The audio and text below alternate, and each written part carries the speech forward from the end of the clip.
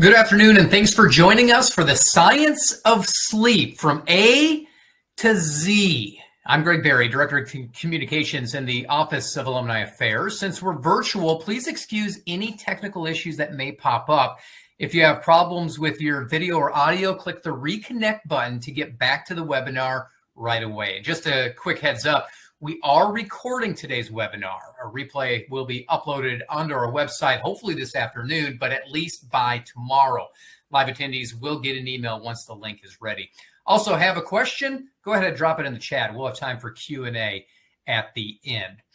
At this time, I would like to introduce Dr. Justin Thomas. Dr. Thomas received his undergraduate degree in biology and psychology with honors from UAB and earned his PhD in clinical psychology from Alabama.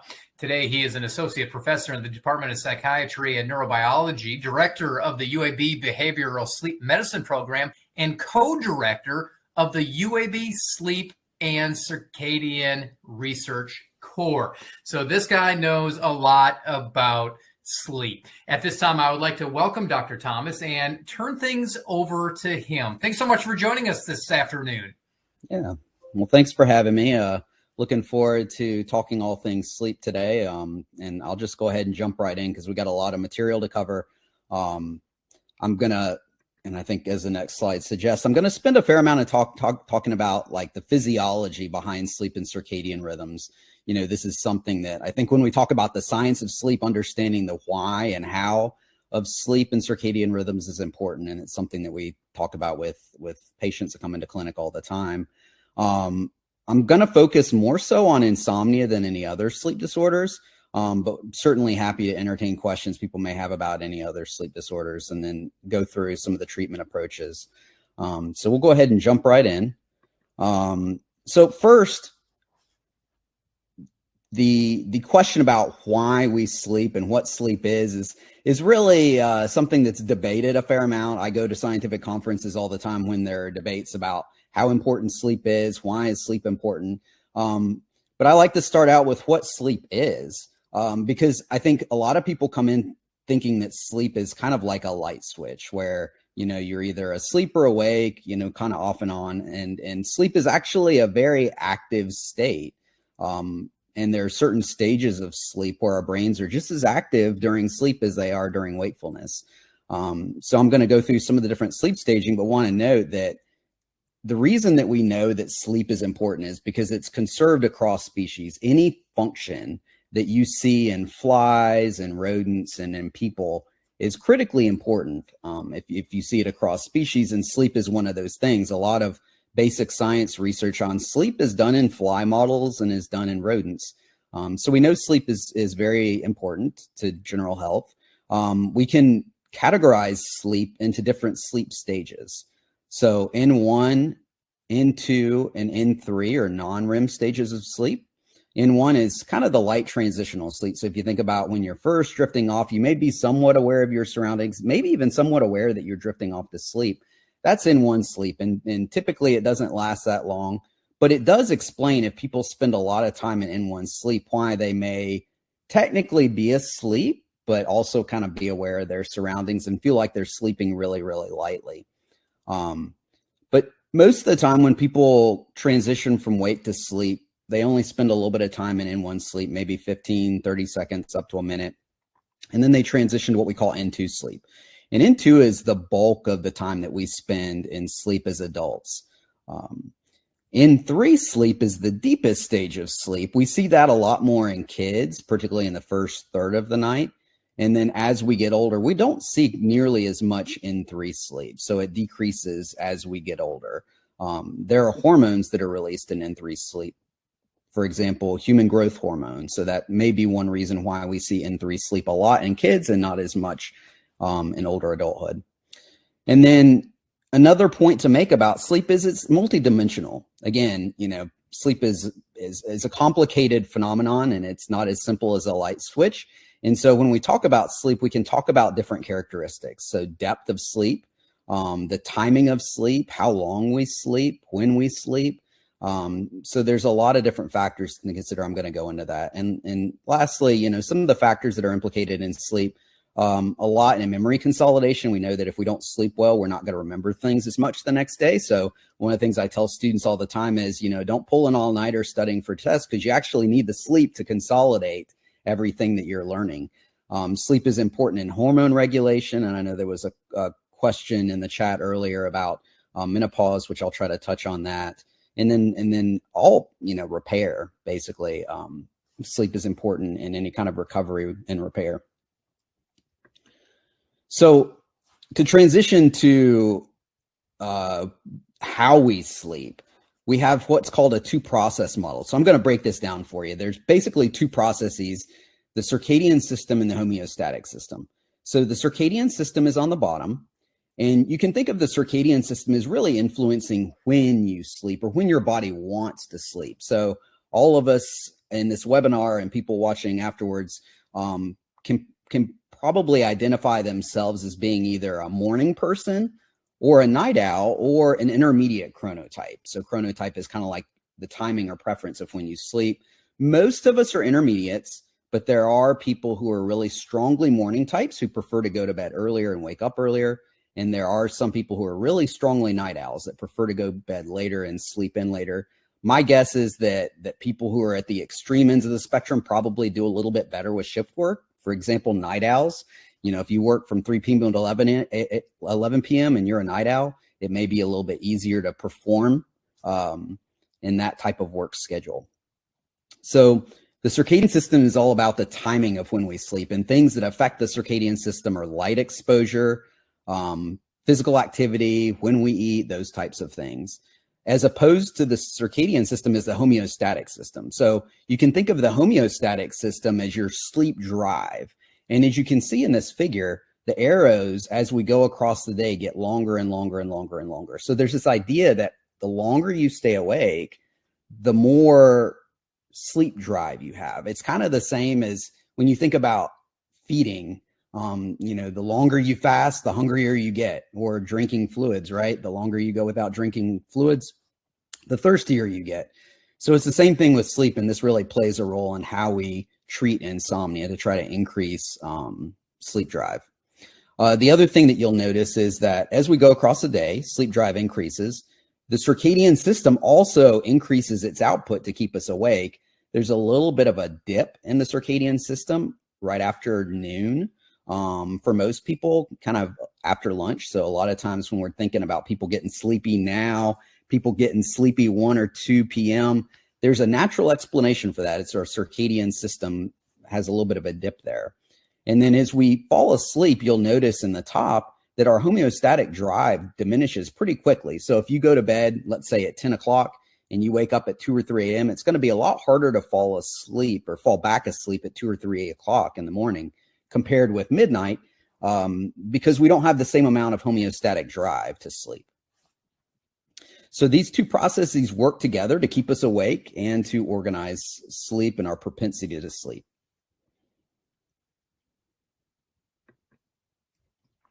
So I'm going to talk a little bit about circadian rhythms and then shift to the homeostatic system. As a bit of a teaser, we know far more about circadian rhythms than we do about the homeostatic system. And we don't even really know much about the circadian system. In fact, fairly recently, the Nobel Prize in Medicine Physiology went to the people who discovered circadian rhythms, and it really wasn't that long ago. You can see in this figure, there's a lot of different types of biological rhythms. Circadian rhythms are any rhythm that repeats about every 24 hours. So an example of that would be our, kind of our sleep-wake cycle. And there's lots of different physiological phenomenon here you see that have a circadian or about 24-hour rhythm. But there are also ultradian rhythms that are less than 24 hours. So examples of that would be our rhythms as we shift between non-REM sleep and REM sleep, which I didn't really touch on in a lot of detail earlier, but you had stages N1, 2, and 3 that are the non-REM stages. And then you have REM sleep, which is associated with dreaming. And so we typically have REM sleep cycles about every 90 minutes. So if you ask somebody, like, did you dream last night? If they slept through their REM periods, they may not remember dreaming, or they may remember the last one. But in reality, most of us have about 4 or 5 REM periods a night because we're cycling in and out of non-REM and REM sleep about every 90 minutes. So the non-REM REM sleep-wake cycle would be an example of an ultradian rhythm. And then the infradian rhythm is anything that's longer than 24 hours. So a great example of that would be the human menstrual cycle, where fortunately that doesn't occur around 24 hours. You know, that's something that occurs much longer than 24-hour rhythm.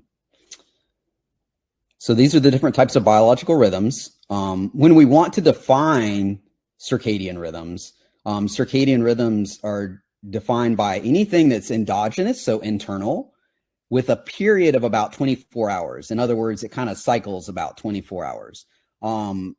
And circadian rhythms are entrained by Zeitgebers. So Zeitgeber is a fancy term for time cue, or light is the best example of a time cue, where we have kind of the rising and setting of the sun that entrains our circadian rhythms to 24-hour day. And then circadian rhythms have to persist in the absence of any external cues. So there's lots of biological rhythms that can be rhythmic because we're engaging in behaviors. But if we take all of the external cues away, light, sleep-wake behavior, physical activity, feeding, fasting, if we remove those and there's still a rhythm, then it's circadian driven. And the circadian period is a little bit longer than 24 hours. So we need light to entrain our circadian rhythm that's longer than 24 hours to a 24-hour day. And so it's just a smidge over 24 hours, as you can see here in the slide. But it's important to note that not everything that's rhythmic is actually circadian. So like I mentioned earlier, there's lots of rhythms that are what we would call diurnal rhythms, and they're not driven by the circadian system. I see there's a few questions that I can kind of touch on here. Somebody asked about REM, and is that when people snore? People can snore in REM and in non-REM stages of sleep. The difference between non-REM and REM is simply a way that we can break down sleep into different stages. And REM sleep, it stands for rapid eye movement, and it's something that is associated with dreaming. People's sleep apnea and snoring may be a little bit worse in REM, but that's not definite. All right. So I'm going to talk about different physiological markers for the circadian system. So core body temperature is driven by the circadian system, is rhythmic. Our temperature tends to peak right before our natural bedtime, decreases, as you can see in the red here, it decreases as we sleep and reaches its lowest point a couple hours before we wake up. Cortisol also has a natural kind of circadian rhythm. It tends to decrease across the day and then increases across the night as we sleep and peaks in the early morning hours. And then melatonin also has a rhythm outside of light exposure and physical activity and feeding. It tends to stay pretty flat across the day and starts to increase. Typically, once the sun is set and we're exposed to darkness, it starts to increase. But ideally, it's increasing a little bit before our natural bedtime, or when we're most likely to start feeling sleepy. So you can think of melatonin, the rise in melatonin levels is kind of like giving our body a time cue that it's time to sleep. And melatonin typically peaks in the middle of the night and then goes back down.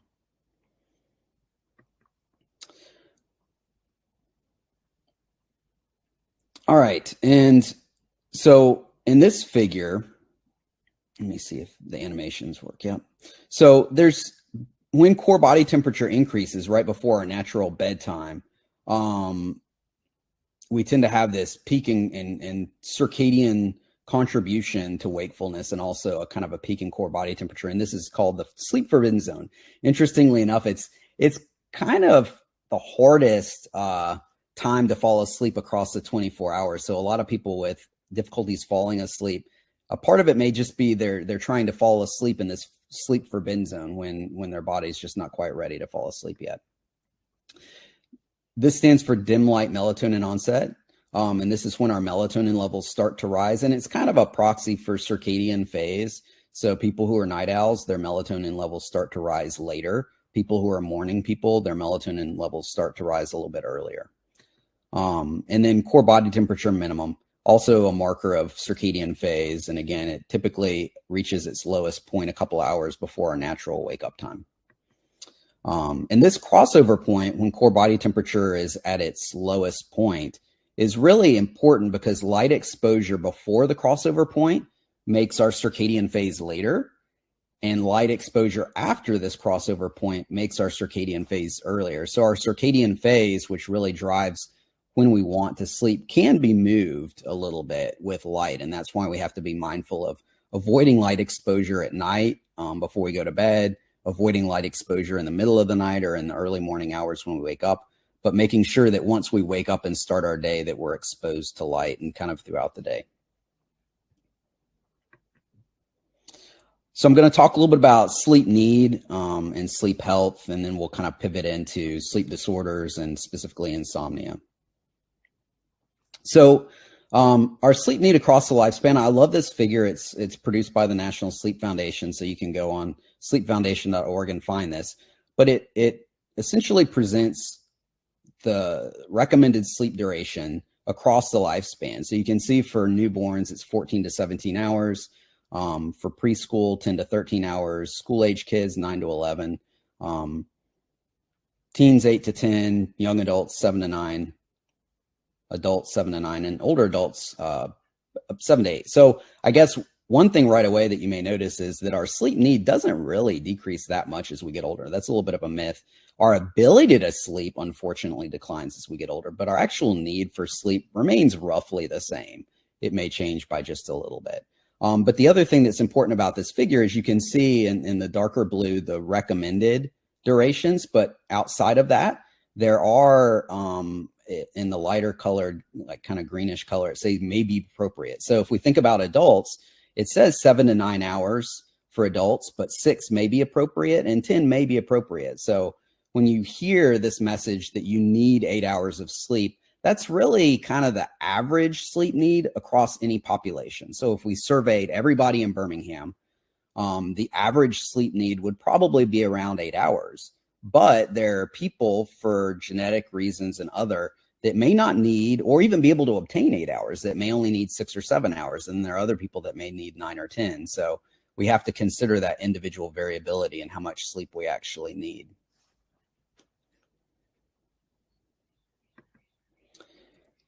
This is a figure that I also like. It's produced by the Center for Disease Control, and they looked at data from the behavioral risk factor surveillance system and basically asked people, you know, do you get 7 or more hours of sleep per night? And they calculated the percentage of individuals who reported getting 7 or more hours of sleep per night. And it may be hard for you to see the legend, but the lowest percentage is in the lightest color, kind of greenish color.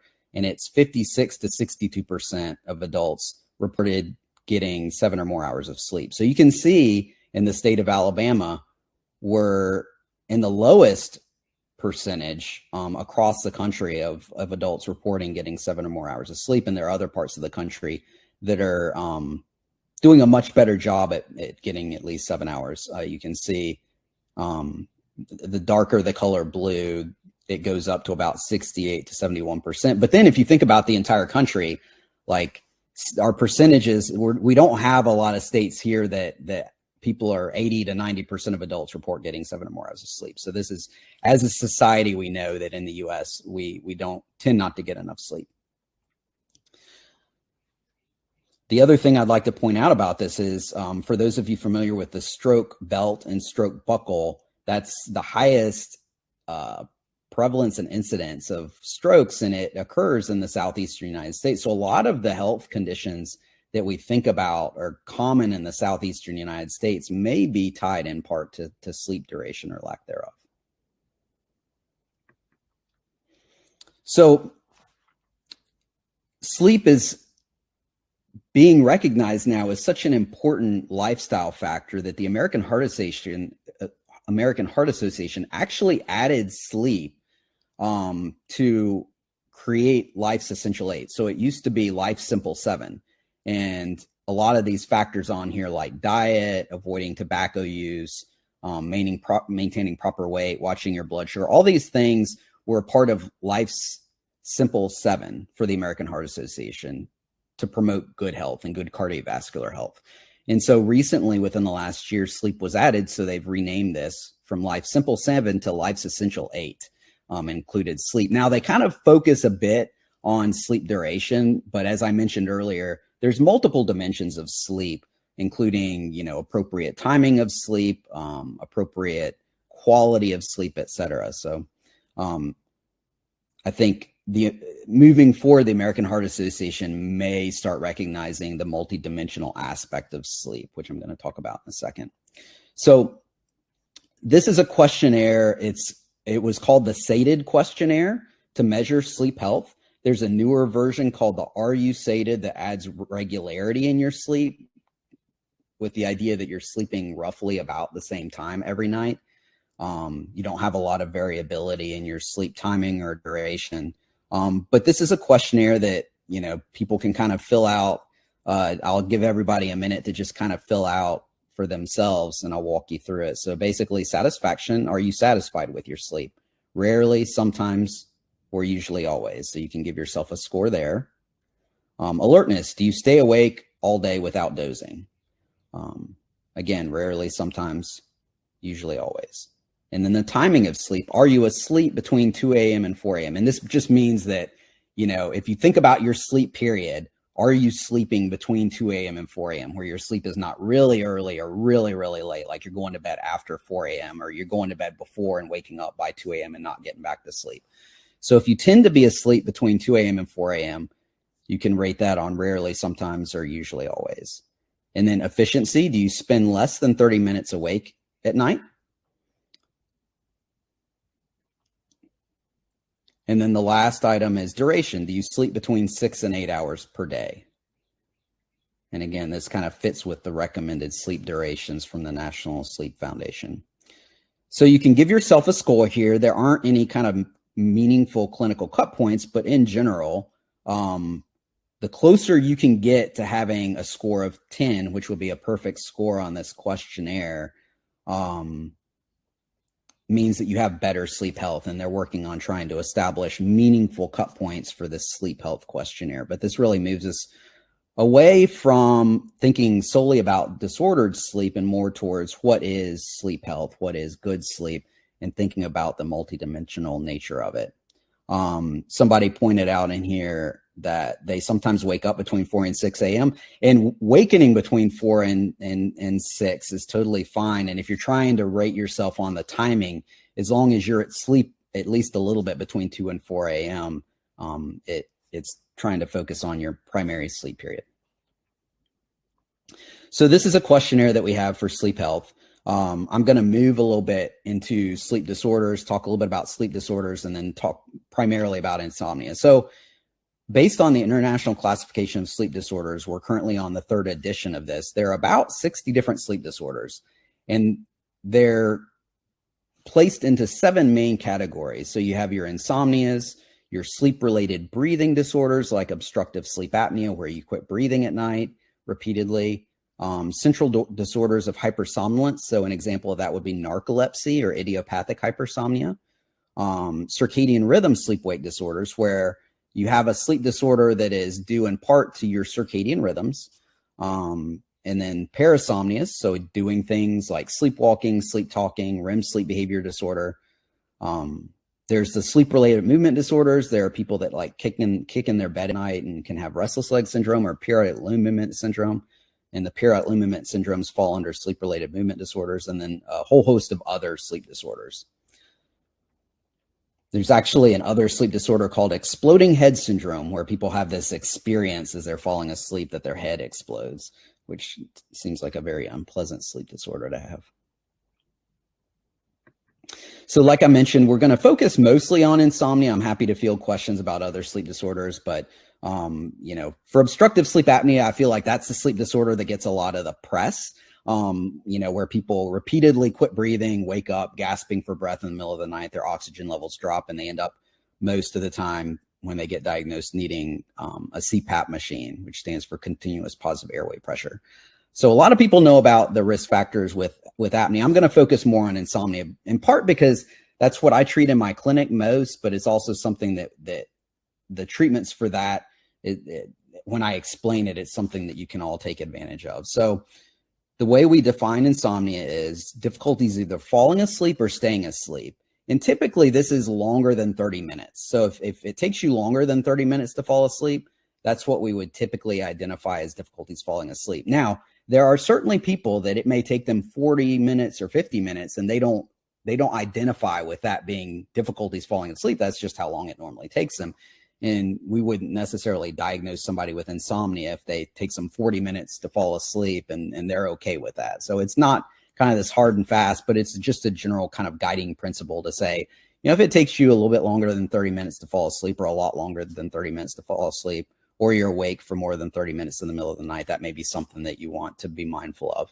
And the important part about insomnia is that these difficulties falling and staying asleep have to occur at least 3 nights per week. So if you have trouble falling asleep or staying asleep and it only happens once or twice a night, you actually don't meet criteria for insomnia. And then for chronic insomnia, the duration of these sleep difficulties that occur at least 3 nights per week have to occur for 3 months for it to become chronic insomnia.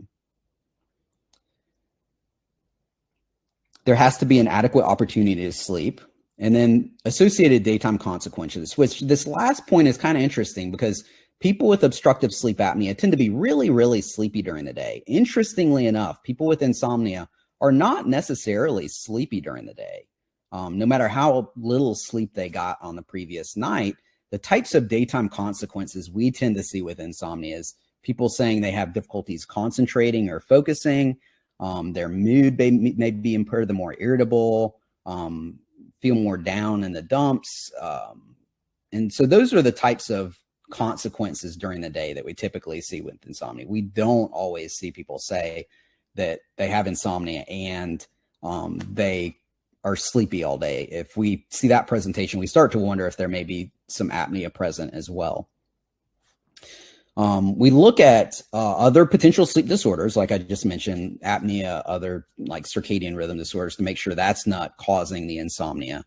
And one thing I want to note is we used to have this terminology where we talk about primary insomnia versus secondary insomnia, with secondary insomnia being insomnia that's caused by something. We don't really make that distinction anymore because insomnia, even if it's caused by something else, can really have a life of its own. So we don't really, insomnia is insomnia, and we don't treat it any differently, whether we suspect it's primary versus secondary. So we moved away from that. So this figure here highlights what we call the 3P model of insomnia. And so the diagnosis that we use in clinic, psychophysiologic insomnia, just gives a nod to the idea that there are factors in our lives that contribute to insomnia symptoms and then factors that can maintain them. So if you look at the figure in purple, there's predisposing factors. So you can think of this as like your genetic predisposition. We hear all the time people will say, my mom or my dad didn't sleep well or don't sleep well. And my grandparent, on this side of the family didn't sleep well. And so you can kind of identify this like family history of a propensity towards having insomnia. So that's kind of your predisposition. But then in this purplish color, reddish color, we have precipitating factors. So these are typically life events, a death of a loved one, financial stress, any kind of stressor can trigger insomnia symptoms. And that's totally normal. I would actually be a little bit concerned about you if you had some sort of major life event and didn't lose a little bit of sleep over it.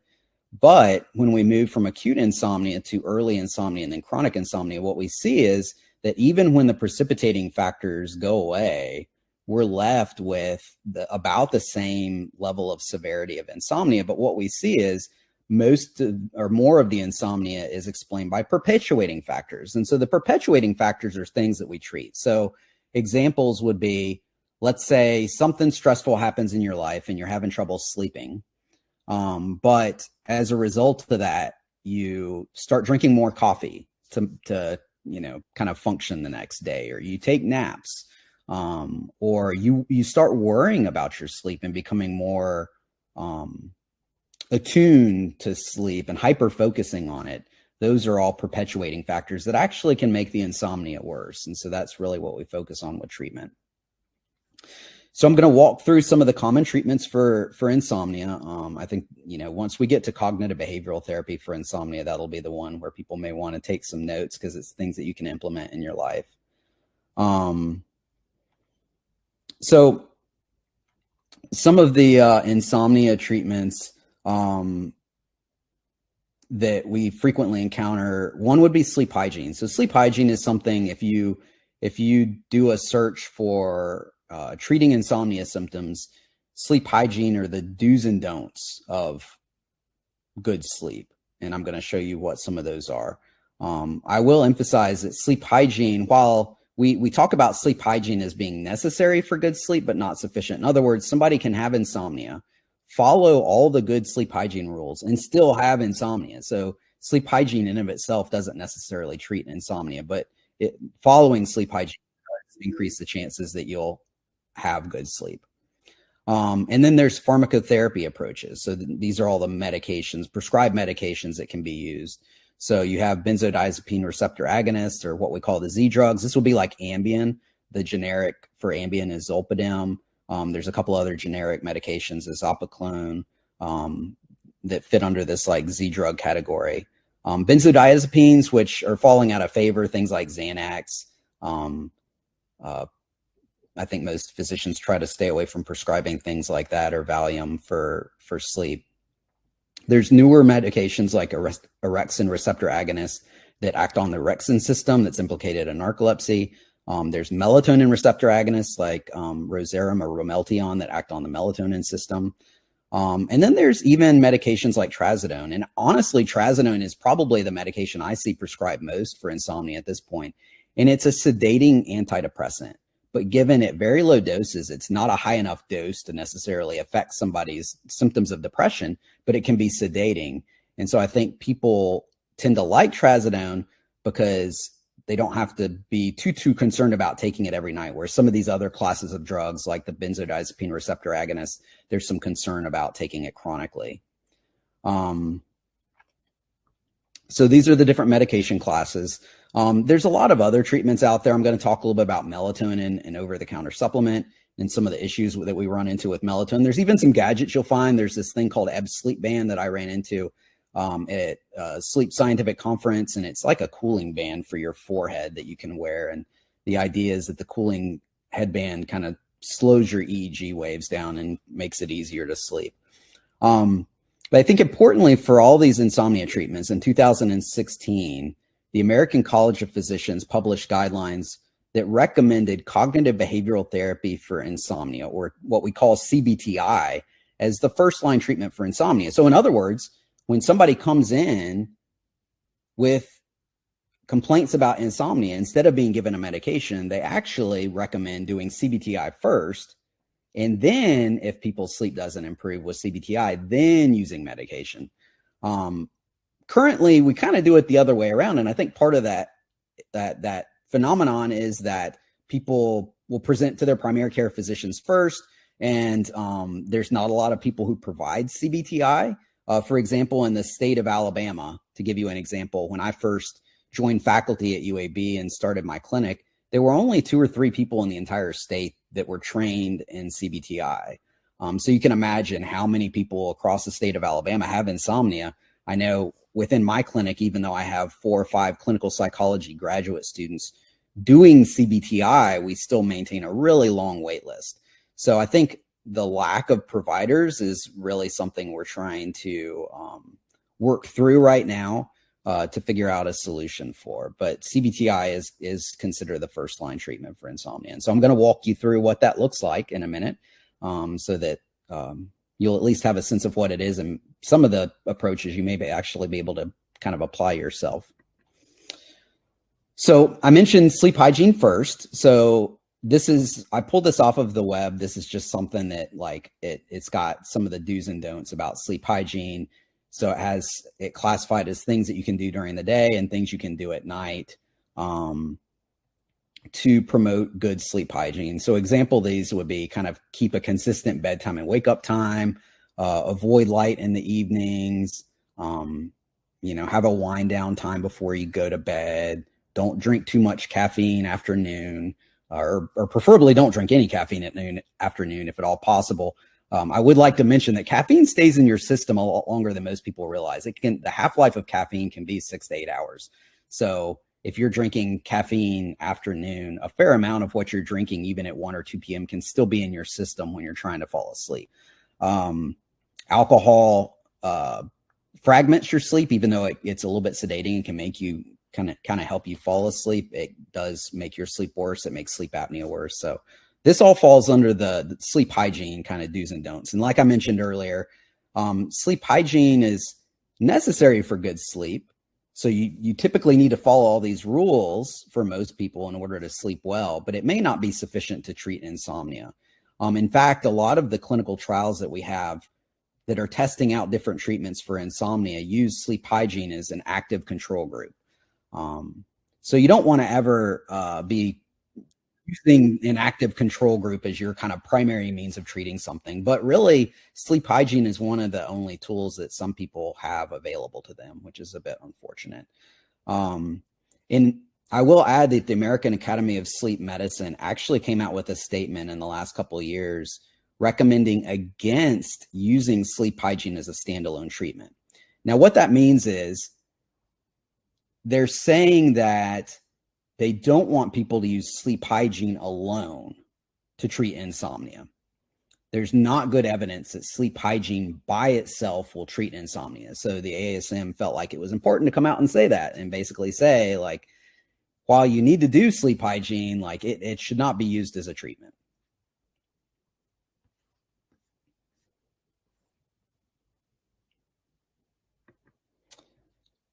Now, with medications, one of the problems that we run into is that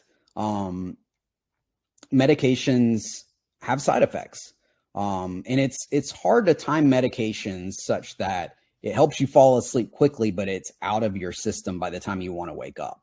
And so a lot of people will report feeling hungover the next day or in the morning and have trouble waking up when they take sleeping medication, particularly if they take it too late. And there's a risk for falls and people doing things in the middle of the night and don't remember doing them. So there's a lot of side effects, and it can lead to psychological and physical dependence. So if you start taking sleeping medication every night, it's really easy for your body to become dependent on that. And from a psychological standpoint, for you to start to believe that you need the medication in order to sleep. And I think once you get to this point of feeling like I have to take something in order to sleep, then that becomes your reality. And so we really want to try to move away from that. The other issue with medication that I see a lot in clinic is that they'll work for a little bit and then they quit working and somebody has to change to a different medication. They'll work for a little bit and quit working. So that's not an uncommon phenomenon if anybody has ever experienced that. So the question arises then, like, how do we use sleeping medication? Should we use it? And I think the indications for sleeping medication are, it's fine to use it just on occasion. PRN means as needed. And so, unfortunately, for a lot of people, as needed is every single night, and sleeping medications are not meant to be used every night. In fact, there's some studies that suggest that if you use a sleeping medication every night, it can eventually make your sleep worse. But, you know, if you're experiencing some short-term stress and having trouble sleeping and you just need to take something for a night or two, I think that's a reasonable approach to using medication. We also have studies that suggest that people actually do better if we wean them off of sleeping medication after they complete cognitive behavioral therapy for insomnia, which again suggests that medication for sleep is not something we should continue and stay on forever. So I'm going to talk a little bit about melatonin because we see melatonin used all the time, but I like to explain to people how melatonin is best used and some of the problems with it. So when I mentioned circadian rhythms, melatonin can be used to shift your circadian rhythm. So if you take a low dose of melatonin, like 0.3 or 0.6 milligrams in the late afternoon or early evening, for somebody who's a night owl, it makes it easier for them to fall asleep earlier. And that's really the best evidence for melatonin's use, is to make a night owl be able to fall asleep a little bit earlier. But most people use it at bedtime in higher doses, like 3 and 5 and 10 milligrams for its sedating properties. And there's not an indication for using it that way, although people do use it that way and swear by it. Some of the side effects that we hear people complain about with melatonin is that they do feel hungover like any kind of sleeping medication. There's also been a lot of people that report having a lot of nightmares or vivid dreams with taking melatonin. So those are some of the things you may experience. I think one of the concerns we have with melatonin, and I get interviewed by news agencies all the time about this, is we don't really know what we're getting. So there's been 2 studies published recently, and they've basically shown the same thing in that the actual melatonin that you get from over-the-counter supplements can range from 83% less than the dose on the box up to about 500% more than the dose on the box. So you can actually be getting 5 or 10 milligram tablets, and actually the content inside is like 4 to 5 times that. And this is in part because melatonin really isn't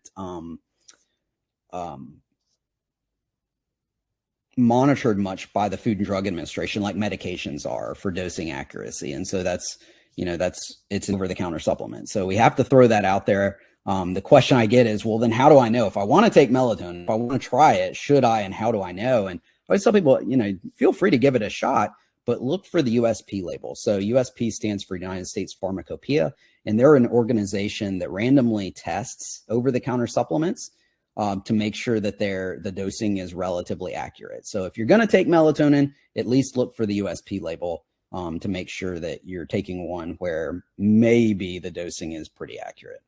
But you may have heard in the news recently some concern about kids overdosing on melatonin. So there's definitely some concern about over-the-counter supplementation with melatonin. I've already touched on this, so I'm not going to linger on this other than to reiterate again, the American College of Physicians recommends CBTI as the first line treatment. So what is CBTI? It's mostly a behavioral intervention, not pharmacological, and not a cognitive intervention, mostly behavioral that involves relaxation strategies, what we call stimulus control, sleep compression, restriction, and cognitive therapy. And I'm going to walk you through each of these briefly. There is this version of CBTI called brief behavioral therapy that focuses more so on stimulus control and sleep restriction. And the nice thing about CBTI is it can be modified to fit any population. I know we had a question earlier in the chat about menopause and sleep. People have modified CBTI to treat perimenopausal women and found that it actually improves sleep and actually also helps with the perimenopausal symptoms at night. So it's very flexible. So I threw out some fancy terms like stimulus control and sleep restriction therapy. So I want to explain them here real quick. Stimulus control is simply the idea of getting out of bed when you can't sleep. I think most people's knee-jerk reaction when they have trouble falling asleep or waking up in the middle of the night and have trouble getting back to sleep is they try harder. Trying harder actually makes it worse. And this is a very counterintuitive aspect of CBTI because basically we're telling people, if you have trouble falling asleep or getting back to sleep, get out of bed. We don't want you to lay in bed and toss and turn, and engage in activities in dim light that are kind of relaxing, and only get back into bed when you feel sleepy again. And what this does is it basically eliminates what we find we call conditioned arousal, which is this idea of somebody can be really sleepy on the couch, and then when they go to their bedroom bed, they say they're wide awake and their mind is racing. So this conditioned arousal is a phenomenon that happens pretty quickly and easily with insomnia. And you can see the rules here. Basically, your bed and bedroom should be used only for sleep or sex. You should go to bed only when you feel sleepy. So don't go to bed just because it's your bedtime. Wait until your body is telling you it's time to sleep. Otherwise, you're just going to lay there awake. And I've heard people say you don't sit at the dinner table waiting to get hungry. So don't lay in bed waiting to get sleepy. And I think that's a pretty appropriate way to look at it. If you don't fall asleep, get out of bed, engage in relaxing activity, get back into bed when you feel sleepy, and kind of lather, rinse, and repeat, do it in the middle of the night as needed. But again, with stimulus control, we're really trying to minimize this conditioned arousal and not lay in bed tossing and turning. So this is a sleep diary we have people fill out where they shade in when they're sleeping. And so you can see on Friday night here, this person was awake from 3 a.m. to 5 a.m. So this might be an opportunity to engage in stimulus control. If you woke up at 3 and can't fall back asleep, get out of bed. Same here. These lines right here at about 10:30 is when they got into bed, and you can see for Saturday and Sunday night, they laid in bed for 3.5 hours awake. And so we would encourage people not to do that. Get out of bed and get into bed when you feel sleepy. So the other approach with a really strong evidence base for treating insomnia is sleep restriction or compression therapy. And basically what we're doing here is we're reducing your time in bed to match how much sleep you're getting temporarily. And then once your sleep efficiency improves, in the sense that you're spending at least 85 to 90% of your time in bed asleep, then you can slowly, gradually kind of increase your time in bed. So for example, if you're spending 9 hours in bed, but you're only sleeping 6.5, we really want to reduce your time in bed closer to 6.5. It fits nicely with this idea of stimulus control, where we would have you like only getting into bed when you feel sleepy. So most of the time we push the bedtime later, but we want to reduce your time in bed. We never go under about 5.5 to 6 hours. But this increases your sleep efficiency, increases your sleep drive, and then you can kind of open it back up. And so the way this might look using the same sleep diary is that if we collect a sleep diary over a week and we count up like how much time somebody is spending asleep each night and calculate an average, they're sleeping for an average about 5.5 hours. So we would look at the sleep diary and say, all right, looks like on weekdays when you're having to go to work, you have to wake up at 6 a.m. and you're waking up at 6 a.m. a lot of these mornings. So we're going to anchor your wake up time at 6 a.m. and just count backwards. And so if their total sleep time had been 6 hours, let's say, to make the math easy, we would say, all right, we don't want you getting in bed any earlier than midnight. And we want you to wake up weekdays and weekends at 6 a.m. So keep a consistent wake up time so that your window for sleep is about 6 hours. Do that for a couple of weeks. Typically people's sleep starts to improve, and then we can allow them to open up the window a little bit and go to bed a little bit earlier if they're feeling sleepy earlier than midnight, or sleep a little bit later if they need to. But that's what sleep restriction therapy looks like. And then some other aspects of CBTI real quickly. Relaxation strategies. There's a lot of different ones out there. There's no right or wrong one.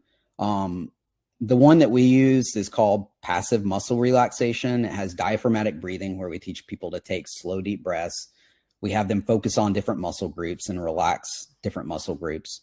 And the thing that I like about relaxation strategies, not only does it produce a sense of physical relaxation where your heart rate slows, your blood pressure lowers, but it also gives your mind something to do. A lot of people with insomnia will talk about their mind racing and their thoughts are kind of bouncing around to different things.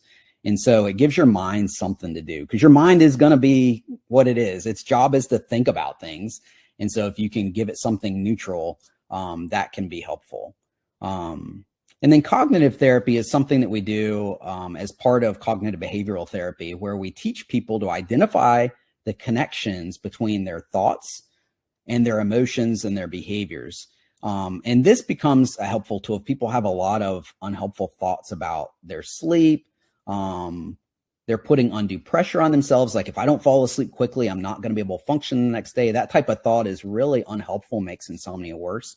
So we teach people to identify those and to come up with some alternative thoughts that they can have in those situations, so they're not putting undue pressure on themselves.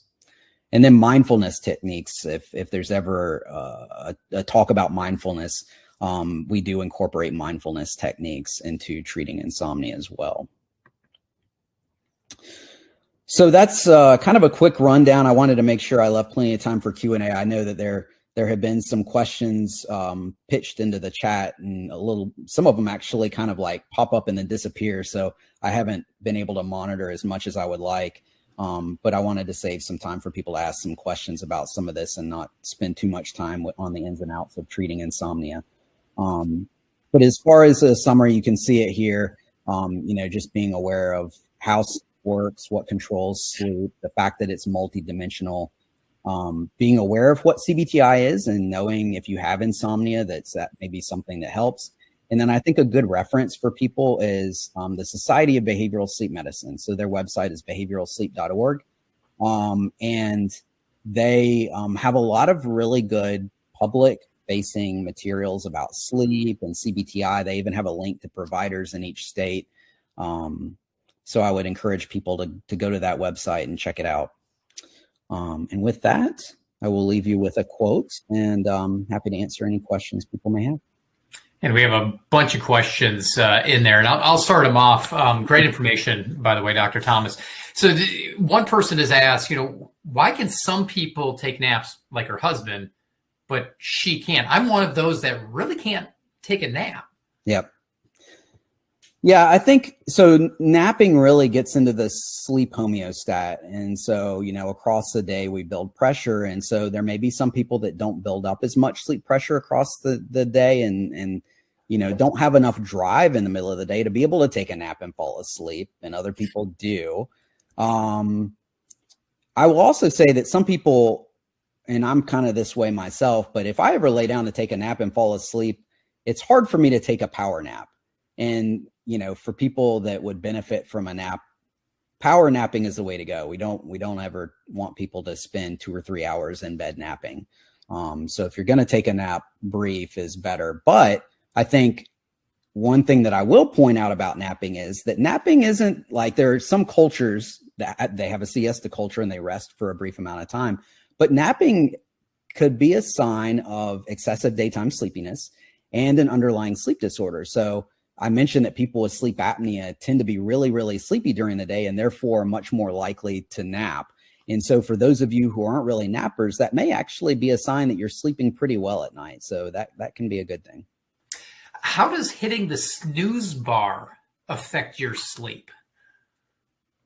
Well, I think, the snooze button on sleep is something that a lot of us discourage use of, and for a couple of different reasons. I think one, if you're having to use the snooze button, it may mean that you're waking up earlier than your body really wants to wake up. And most of the time, when I mentioned being in REM sleep, our longest REM period is at the end of the night or the early morning hours when we're about ready to wake up. So I can envision somebody saying, okay, I need to wake up at 6 a.m. So they set their alarm. And if they're in REM sleep and their alarm is going off, it's going to be hard to wake up and they're more likely to hit the snooze button. And so we really try to get people to the point to where they're not having to rely so heavily on the snooze button, because there's a sense that, like, if you're having to use it, then it suggests you're not giving your chance enough of a chance to sleep. I'm going to back up because somebody wanted to take a look at this real quick. It might have been, I can't remember. Dratha, if you have, or D, if you have which slide, let me know which website you're looking for. It might be that behavioralsleep.org one. How does anxiety impact, if at all, an individual circadian rhythm? Well, I think, anxiety and sleep itself are very tightly related. And so people who tend to be a bit more anxious tend to have a little bit more trouble sleeping. But if you're not getting enough sleep, it can make anxiety worse. And what we find across the board is if you're not getting good quality sleep and enough sleep, it tends to make most things during the day worse. And so I can easily see where somebody who tends to be a little bit anxious has trouble sleeping, their mind is racing a little bit more, but at the same time, if they're not sleeping well, it can make the anxiety worse, and it can become a bit of a vicious cycle. Does it matter which direction you sleep? And I imagine this is more not northwest, southeast. It's more of the on my back, on my side, that kind of thing. Yeah. So I will say that sleep apnea tends to be worse on people's back.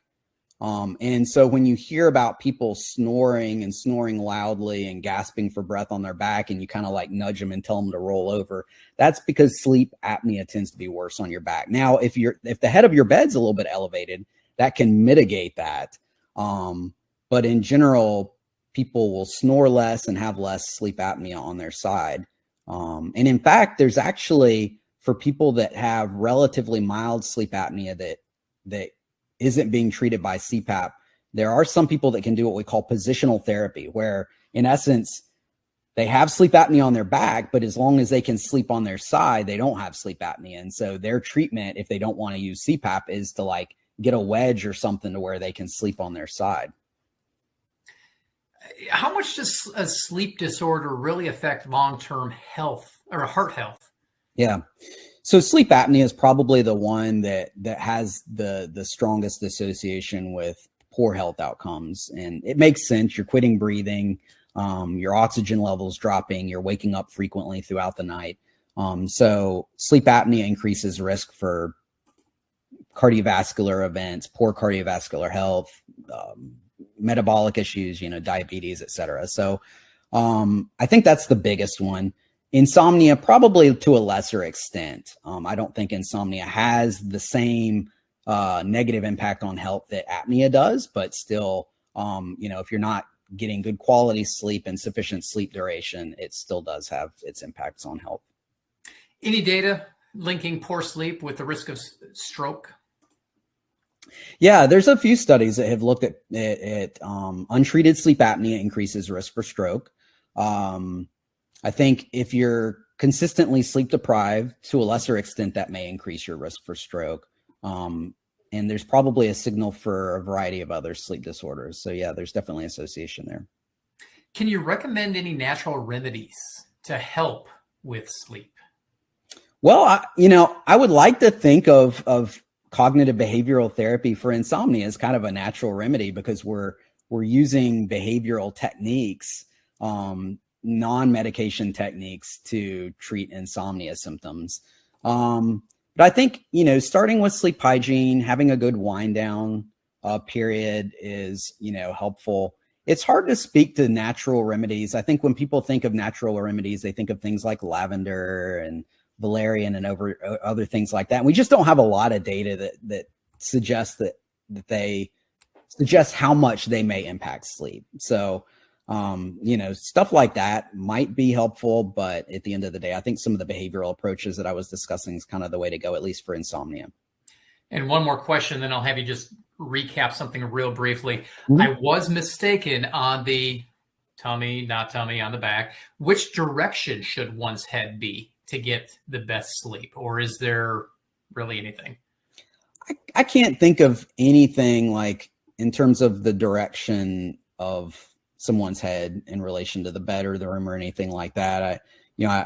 I think it's more, if your head's elevated a little bit, that can help with sleep apnea and reflux, but in theory, it shouldn't matter that much. And what I want to leave our audience with, and this will be part of the replay once we send that out, measuring your sleep, SATED, those letters once again, you had the 5 letters. What are they and what did they mean again? And then we'll recap things and kick you loose. Yeah, so your satisfaction with your sleep, your alertness the next day. The T is kind of like the timing of sleep, are you sleeping at an appropriate timing of in the night. Efficiency, so are you asleep for about 85 to 90% of the time you're in bed? And then duration, making sure you're getting between 6 and 8 hours of sleep. Awesome. Dr. Thomas, it's been a pleasure having you on and going through the science of sleep. Very interesting. Great group of questions. And I appreciate you spending your lunch hour with us today. No, my pleasure. And if anybody does want to take a look at the replay, they're going to be more than able to. We'll be uploading that hopefully this afternoon. You will receive an email once the replay link is ready. In a moment, I'll highlight some other upcoming webinars, but first, volunteer with us on Saturday, May 4th during UAB Unite Day. We'll be at Glen Ayers Elementary School for a day of giving back to the community, where we'll help spruce up the school and school grounds. Registration is free, and we'll provide breakfast and lunch. Register at alumni.uab.edu/Unite Day. As for those upcoming webinars, join us on Wednesday, May 8th for Between a Breadwinner and a Caregiver, the Sandwich Generation Struggle Unwrapped, as we welcome Mary Meadows Livingston for a discussion on how to handle the needs for aging parents. Then on Wednesday, June 26th, come back for Toxic Workplace Avengers Unite, how to recognize toxicity in the workplace and what to do about it. Dr. Alan Gorman will be here to share what to look for and how to combat workplace toxicity. On Thursday, July 11th, we'll be hosting Finding Calm in the Chaos, 5 strategies for reducing stress. Dr. Dana Watson will join us to share strategies we can use to lessen stress and explain why they work. And on Tuesday, September 10th, return for Are the New Weight Loss Medications Right for You? Dr. Holly Wyatt and Dr. Jim Hill will explore who may or may not qualify for these medications and if they're beneficial for you. You can register for these and more at alumni.uab.edu/events. Finally, let us know how we're doing and what you'd like to see. That QR code on your screen is going to take you to a very short survey. Take a quick moment to share your thoughts with us. And once again, thanks so much for joining us. And as always, go Blazers.